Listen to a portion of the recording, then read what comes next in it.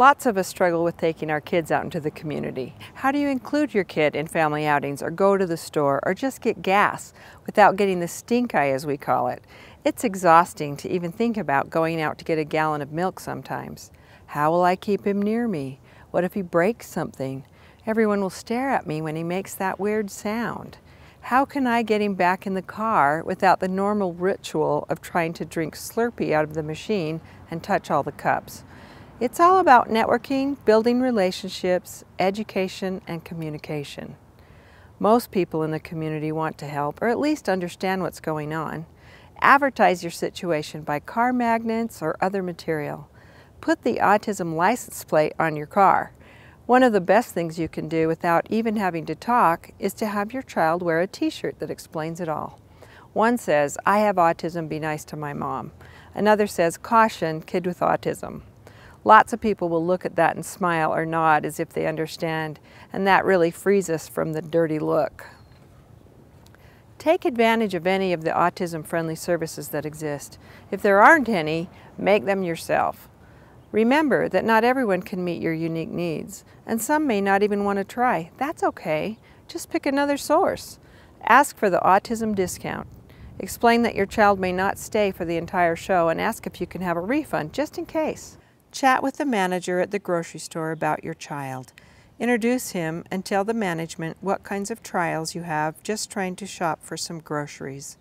One manager suggested the use of the larger cart for adults and adding a luggage strap so the child couldn't get out while the mother was shopping.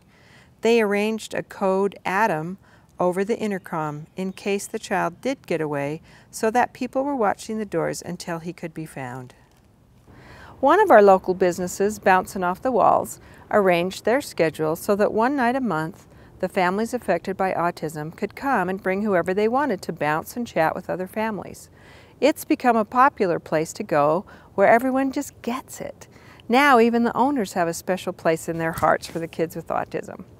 We like to say we're only as strong as our hairspray, our Diet Coke, and our friends. If others are educated about what autism looks like and what they can do, it goes a lot easier on everyone. We can work together to help ourselves find a place that's autism friendly, and we can also educate the public. Autism can look very scary sometimes. Explain that your child isn't very patient and that his brain works a different way.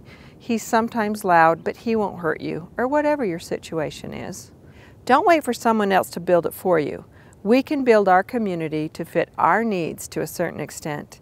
After that, we'll just have to wait and see if we win the lottery or if the state receives a windfall and funds every service we need. But I'm not going to hold my breath.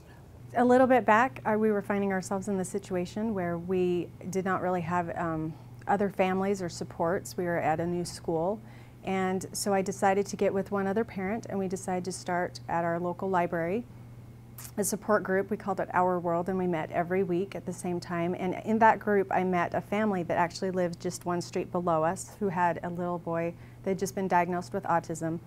And through that group that we had formed, and it was just a small, intimate group, and it doesn't need to be big, but just to have that connection with her, we've built this friendship to where we have been able to call and laugh about different things that our kids have done, whether it's something that has been flushed down the toilet or destroyed.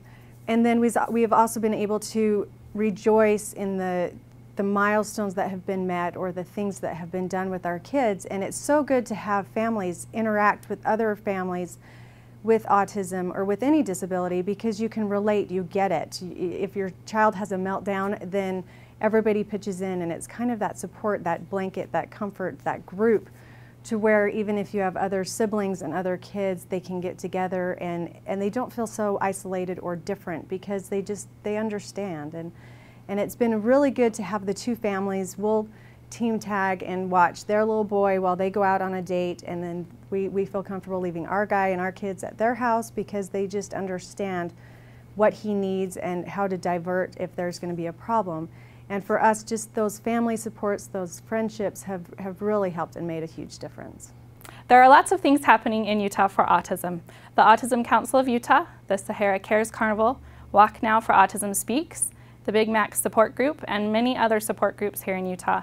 All of these things started from just a few people that had passion and drive to be able to be there for all of us in the community. That could be you and me deciding on the next best thing for autism here in Utah.